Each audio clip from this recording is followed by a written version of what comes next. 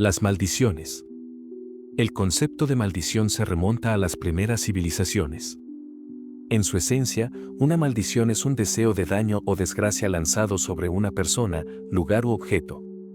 Puede ser intencional, como un hechizo lanzado por un brujo o chamán, o accidental, cuando alguien, en un momento de ira, pronuncia palabras que parecen tomar vida propia.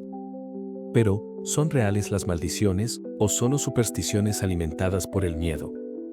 Algunas de las primeras referencias escritas sobre maldiciones provienen de los egipcios, babilonios y hebreos. En textos como la Biblia y los mitos de Mesopotamia, se habla de personas o ciudades enteras condenadas a la ruina por haber desafiado a los dioses.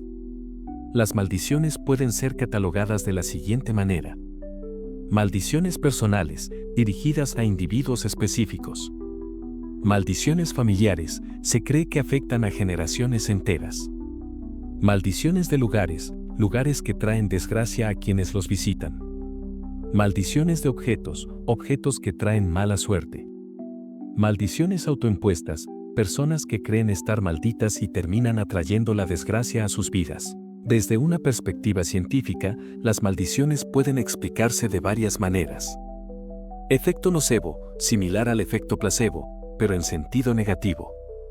Si una persona cree que está maldita, su cuerpo y mente pueden reaccionar en consecuencia, enfermándola o haciéndola más propensa a accidentes.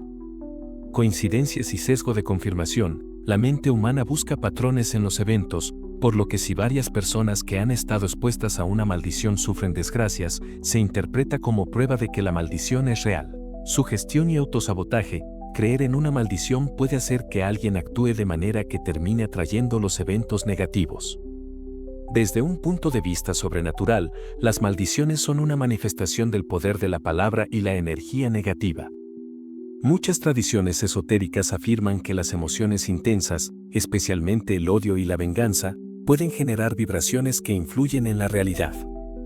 Algunas creencias y prácticas relacionadas con las maldiciones incluyen hechizos de magia negra, utilizados en el vudú, la brujería y otras tradiciones ocultistas. Objetos embrujados. Se dice que ciertos objetos absorben energía negativa y la transmiten a sus portadores.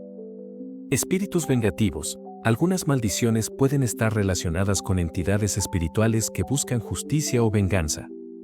A continuación, veremos algunos casos de supuestas maldiciones. Egipto, 1922.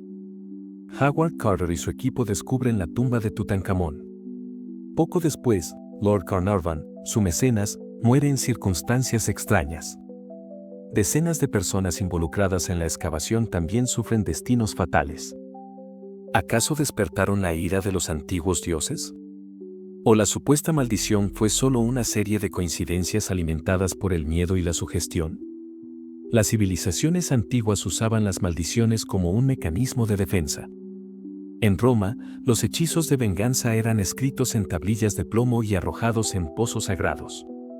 En la Edad Media, la Iglesia maldecía a los herejes y traidores con el peso del infierno. Existen objetos que parecen traer desdicha a quienes los poseen.